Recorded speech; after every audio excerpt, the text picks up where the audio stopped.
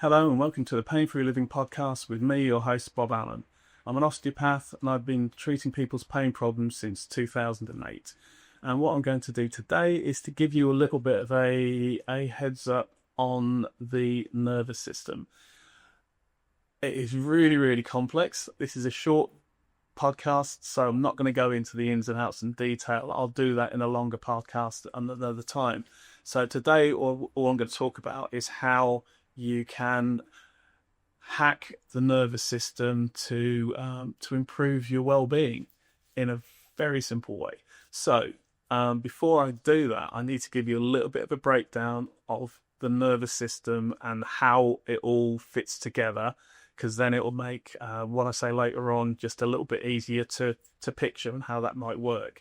So starting at the top level, we've got the nervous system basically controls 11 of the other body's systems. Those other systems include the circulatory system, muscle control, includes the bones, it includes the digestive system, the heart, the lungs and breathing, whole raft of systems. That what the nervous system is, it's like that information superhighway, taking information from the nerves into the spinal cord to the brain. Brain modifies that information, then it comes back down the spinal cord and out into the periphery. So you've got the central nervous system, which is the brain and the spinal cord, and then you've got the peripheral nervous system, which is the muscles and joints, and also this other box called the autonomic nervous system, and that's the thing that I'm going to talk about. So key thing about the autonomic nervous system is we don't have voluntary control over what that does. Now, the autonomic, I know they're throwing a lot of information at you, but it is quite relevant. So the autonomic nervous system, that consists of three other systems. So you've got the parasympathetic nervous system, you've got the sympathetic nervous system, and then you've got the enteric nervous system.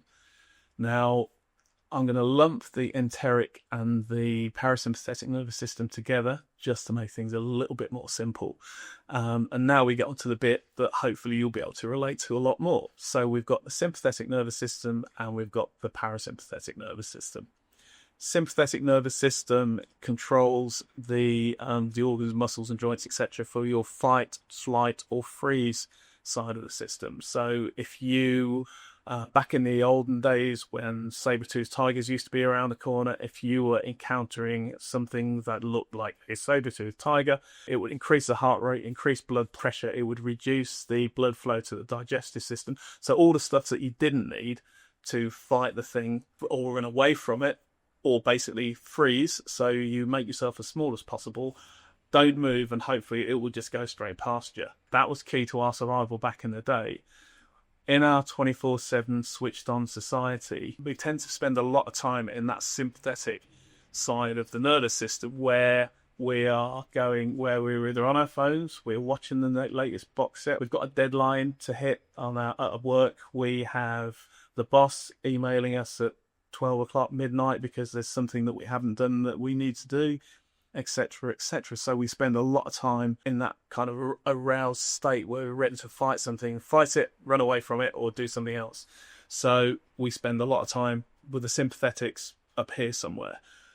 The parasympathetic nervous system, now that side of things is more about rest, digest, and restore. So it's when you've had a good meal, it's when you are listening to music, it's when you are relaxed, taking a hot bath, those sorts of things, to calm the system down and to get you back on a more even keel. A little bit of sympathetic is a good thing because it helps us to hit deadlines. I'm one of those people that likes to leave things till the last second and then get it done, because my brain goes, right, get this stuff done now. And having a increased heart rate, increased blood flow, increased breathing, those sorts of things help you prepare to do that thing, whether it's go to an interview, hitting a deadline, whatever that is. On the other side of the coin, we've got the rest and digest bit where we kind of down-regulate and we like to chill out for whichever way we do that, whether it is listening to music or watching the latest box set or going for a long walk in nature. Those kinds of things all help to down-regulate. The point I'm making with this one is that you've got sympathetics, you've got the parasympathetics. Sympathetics, good, gets you ready to do stuff, gets you ready to deliver things. That's great.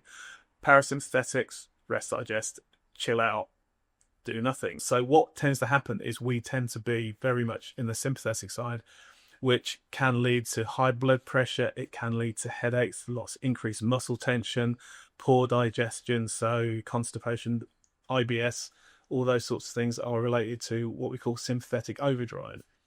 The good news is that you can bring up the parasympathetics and to help down regulate the sympathetics, and you bring up the parasympathetics by doing things like taking the time to do some deep breathing, taking the time to do some meditation, taking time to do yoga, or whatever it is that you like to do that helps to calm your system down. So the more you can upregulate that parasympathetics by just taking time out for yourself, the less stressed you are, the less stress you feel, the better you sleep, and those sorts of things. So it's to say that regardless of how stressed you are, regardless of what else is going on, you can work on increasing that parasympathetic overdrive, that parasympathetic load that helps to calm the system down, and your body will thank you for it. So yeah, that's it for today. So it's a little bit of a very, very quick run through the nervous system and how it's structured, but also to give you an idea of if you are feeling stressed, there are things that you can do to calm that system down. I'll put a link in the show notes to other ways that you can increase the parasympathetic side of the system and hopefully help you to calm down and to have a better, longer life. So that's it for today. I hope you enjoyed that. If you've got any questions, drop them into the comments below. Tell all your friends, tell your stressed friends that there is a way that they can take back control of that system and that drive by improving by breathing more, by breathing better, go for long walks in nature, those sorts of things. So yeah, that's it for today. Hope you enjoyed it. Tell all your friends if you did. Don't tell your friends if you didn't. Thank you, and I'll see you at the next one.